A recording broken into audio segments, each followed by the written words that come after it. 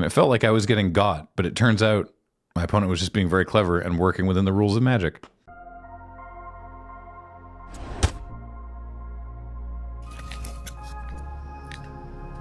Greetings, you Thraben Doomsayers. I hope you're doing well. My name is Graham, and this is the Crack-A-Pack on LRRMTG, where today I'm opening a pack of Dark Ascension. We recently returned to Innistrad, and I thought it might be fun to return to Innistrad. But like original... Well, not original Innistrad. This was just after that. This was the second set. This was presumably given to us, but there's no name on it. Maybe we just had this. Maybe there was a period of time where I think packs of Dark Ascension just showed up in people's drawers. I think I still have a booster box of this at home for some reason. It's not accruing much value. So yeah, let's open this one.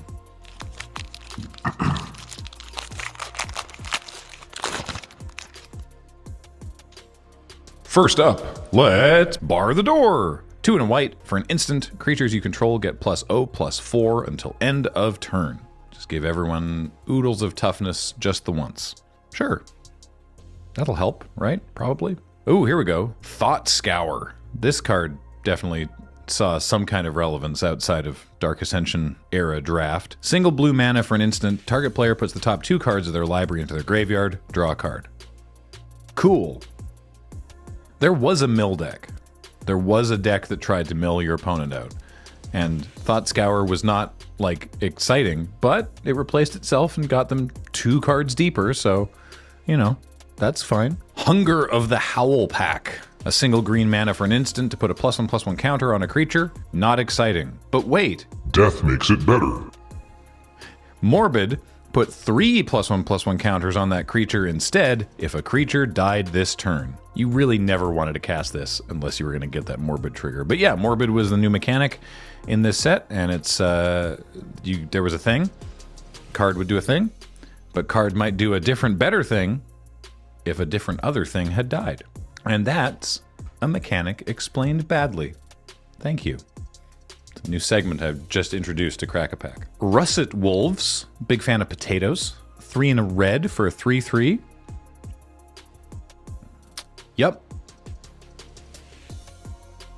The wolves of our valley are bred to detest the scent of ghouls. For centuries they have kept our estates clear of such carrion, says Olivia Voldaren. Okay, but they are called russet wolves. Does russet, as in the potato, have some kind of extra meaning that I'm not aware of? Is this being very clever, or is it just a word that kind of sounds cool? I'm just so distracted by a vanilla creature. This was only 2012. Oh, I shouldn't have done math. Oh, no. I believe it has to do with the color of the wolves. Oh, sort of a rusty red? Yeah. Okay. Neat. It's a 3/3 for 4. Highborn Ghoul.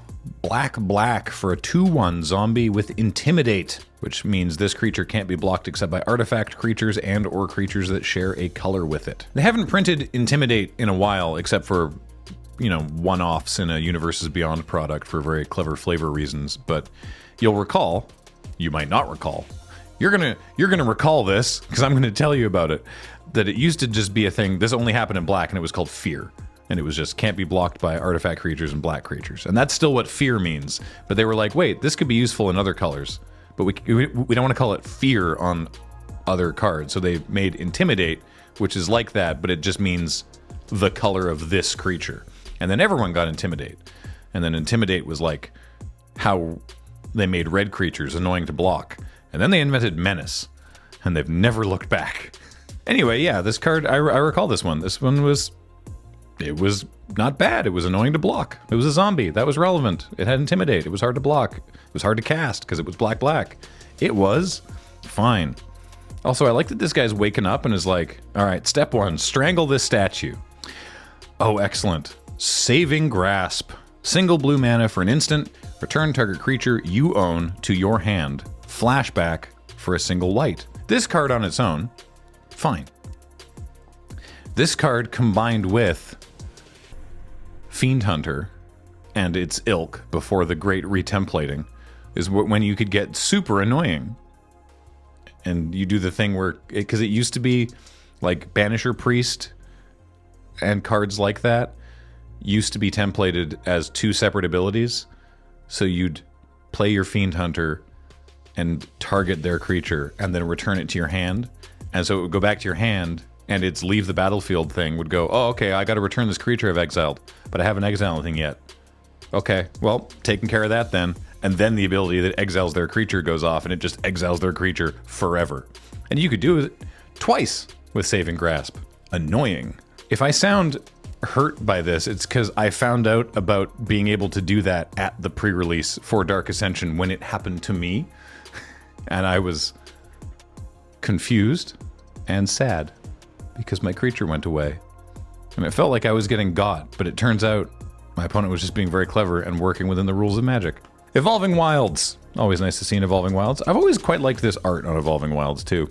Old church being overgrown with trees. Somewhere in the hinterlands, I guess. Our world is vast, but Thraben is its heart. The cathedral must stand, even if the hinterlands are lost. Well, I got bad news for you, Thalia. I think that one is going to turn into a basic swamp, so I can cast this Highborn Ghoul. Next, Talons of Falconwrath. 1 and a red for a creature enchantment, aura, with flash. And the enchanted creature has 1 and a red. This creature gets +2/+0 until end of turn. Hey, that seems really bad. That's the upside of looking at cards from 2012, is sometimes you can be like, wait, this sucks. Because you need the 2 mana to do it, and then the 2 mana to pump it. To even, because if you only have 2 mana, all that happens at instant speed is this just goes on a creature and does nothing. And even if you flash this in and pump the creature, it doesn't pump toughness or give it first strike or anything. Yeah, this seems terrible. Cool. Ah, it's me, the Heckling Fiends. 2 and a red for a 2/2 devil, and for 2 and a red, target creature attacks this turn if able. I like that they're holding other people's hands, and they're just going, I do like the genre of creature, and this isn't just within Magic the Gathering, though it shows up a lot in Magic, of the genre of creature that just annoys creatures into attacking. Like, these guys are just making fun of people. They're just like, hey, you suck. Look, I got your friend's hands. And then you're like, well, now I have to come over there and fight you. It's not a good idea. Don't do it. Towergeist. 3 and a blue for a 2/2 spirit with flying. When it enters the battlefield, look at the top 2 cards of your library, put 1 of them into your hand and the other into your graveyard. Cool. Has this been oracled to... Well, no, it wouldn't have been... No, this is from 2012. Okay. Because that is just Surveil 2, right? No, because it's 1 in your hand and 1 in your graveyard. That's not Surveil 2. Don't at me. Still, that seems like a fine card. Gavany Ironwright. 2 and a white for a 1/4 with Fateful Hour, another Dark Ascension original mechanic. As long as you have 5 or less life, other creatures you control get +1/+4. So if you're close to dying, some of your cards get better. Let me try this again. It's time for another Graham explains the mechanic badly. Card do one thing, but if big ouch, card do better thing. This is not a tremendously good example of them, but sure, why not? And then, how is there so many more cards still? All right. Well, we've got Increasing Vengeance as our rare. Red for an instant. Copy target instant or sorcery you control. If Increasing Vengeance was cast from a graveyard, copy that spell twice instead. You may choose new targets for the copy, and it has flashback for 3 red. This was a whole cycle of cards that they did a thing, and then they had flashback. And if you did the flashback, which was more expensive, it would do that thing. I think it would just always do it again. So in this case, you copy it. If you flash it back, you copy it twice. Cool. We've got an ad card here for Magic the Gathering and magicthegathering.com. So that's cool. We have the placeholder card for double-faced cards in case you don't have sleeves and you need to mark down what cards are in your deck. Our double-faced card, because there was 1 in every pack, is Afflicted Deserter. 3 and a red for a 3/2 human werewolf. With the old werewolf ability, at the beginning of each upkeep, if no spells were cast last turn, transform Afflicted Defector, and it turns into Werewolf Ransacker. It's Horrible mouthfeel on that name. Werewolf Ransacker is a 5/4 that says, when this creature transforms into Werewolf Ransacker, you may destroy target artifact. If that artifact is put into a graveyard this way, Werewolf Ransacker deals 3 damage to that artifact's controller. And then at the beginning of each upkeep, if a player casts 2 or more spells, you transform Werewolf Ransacker. Cool. And we have a foil. Ooh! That's exciting. I mentioned there was a mill deck. It's another in the increasing cycle. And art that I love. I actually had this as the wallpaper on my iPad for many years.